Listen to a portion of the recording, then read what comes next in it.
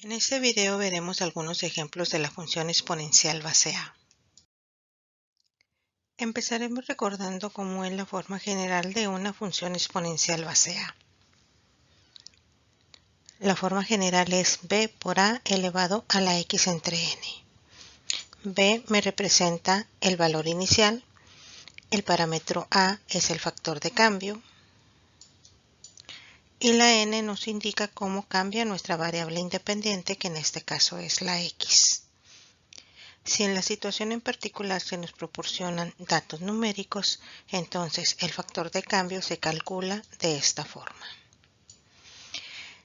Si el factor de cambio es mayor a 1, la función exponencial crece, y si el factor de cambio anda entre 0 y 1, la función exponencial decrece. Cuando una función crece a una tasa del k% cada año, es equivalente a decir que la función aumenta en forma exponencial, y en este caso el factor de cambio se determina como a igual a 1 más r. En el dado caso que nos digan que la función decrece a una tasa del k% cada año, esto es equivalente a decir que dicha magnitud decae exponencialmente, y en este caso el factor de cambio, que es a, se calcula como 1 menos r. ¿Cómo aplicar la función exponencial en el área de finanzas? Si se deposita una cantidad P a una tasa de interés del R% anual compuesto por periodos, el saldo en esa cuenta después de T años está dado por la fórmula S igual a P por 1 más R entre N elevada a la NT. La P nos representa el depósito inicial, la R corresponde a la tasa de interés, la N es el número de periodos y T es el tiempo. Veamos el siguiente ejemplo. El valor de una impresora industrial que inicialmente se compró en 130,000 pesos se deprecia en forma exponencial, de tal forma que 2 años después de haberse adquirido, tiene un valor comercial de 93,925 pesos. Determina el valor de la impresora 5 años después de su compra. La ecuación que vamos a utilizar es la que corresponde a un modelo exponencial, en este caso b por a elevado a la t sobre n. La b representa el valor inicial, la a el factor de cambio, la n como cambia la variable independiente, que en este caso es la t. Los datos que conocemos son: aquí nos indica que inicialmente se compró en 130,000 pesos. Eso quiere decir que en el tiempo cero tenía un valor de 130,000. También nos dicen que 2 años después, es decir, en el tiempo 2, el valor es de 93,925. Construimos nuestra tabla. Con esta tabla nosotros podemos calcular el valor de la A y también el valor de la N.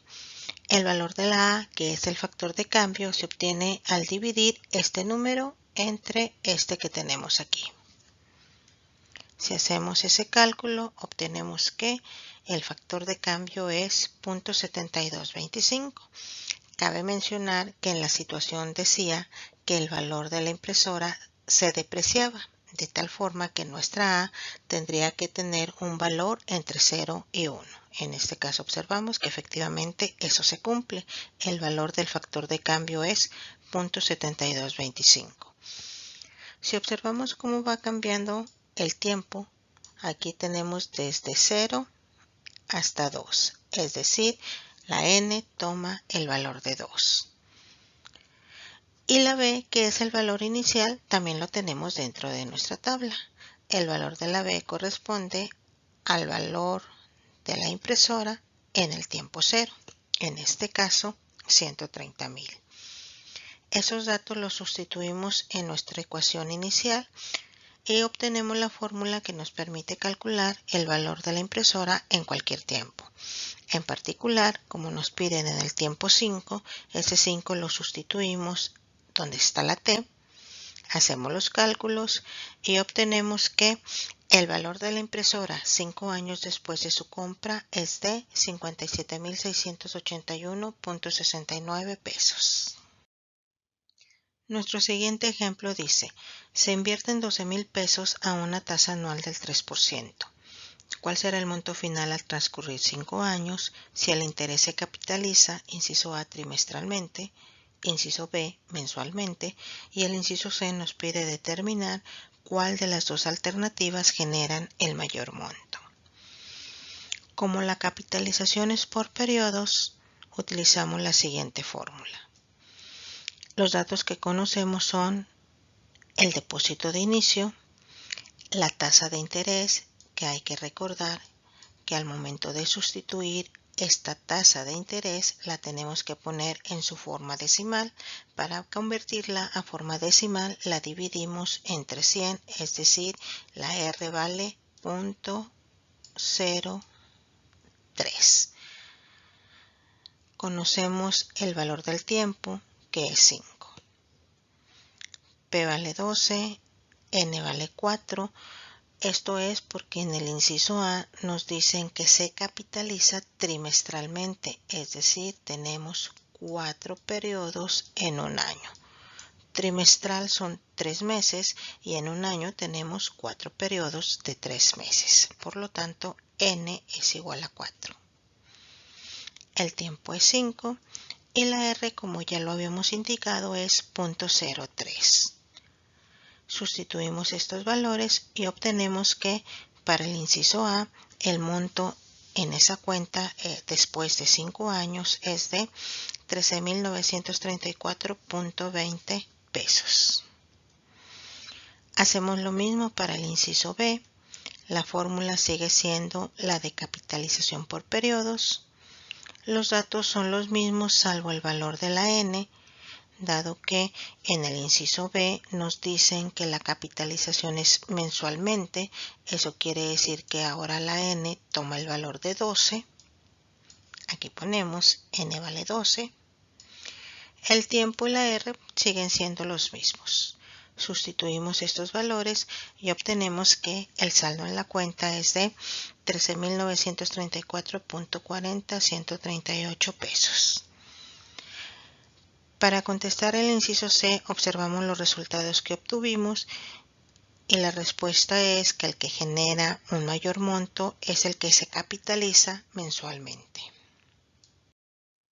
Veamos un ejemplo más. El valor de un automóvil se deprecia a razón del 6.5% cada año. Si a los 4 años el valor del automóvil fue de 229,280.8052 pesos, determina el valor inicial del automóvil. Al leer la situación planteada nos damos cuenta que nos dan la razón porcentual de cambio. Con esta información nosotros podemos deducir que el modelo que describe esa situación es el modelo exponencial. Recordamos que la B nos representa el valor inicial, la A el factor de cambio y la N la forma en la que cambia la variable independiente, en este caso el tiempo. Los datos que conocemos son la razón de cambio, es decir, la R. El punto 0.65 se obtiene de dividir este 6.5 entre 100. Conocemos el tiempo 4. Conocemos el valor del automóvil en ese tiempo 4. Y además aquí, como nos dicen cada año, eso quiere decir que la N vale 1. Para determinar nuestro factor de cambio, que es la A, como nos dan aquí la tasa porcentual, entonces el factor de cambio hay que recordar que se determina ya sea como 1 más R o bien como 1 menos R. 1 más R si la magnitud en cuestión aumenta y 1 menos R si la magnitud en cuestión disminuye.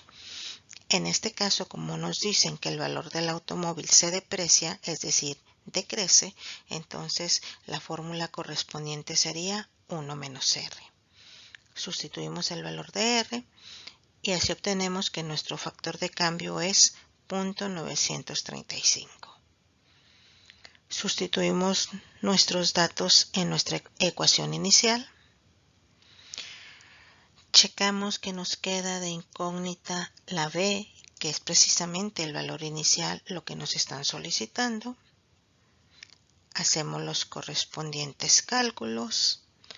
Todo esto está multiplicando a la B, pasa dividiendo y obtenemos que la B toma el valor de 300.000. Por lo tanto, concluimos que el valor inicial del automóvil fue 300.000 pesos. Espero que lo anterior les sea de utilidad.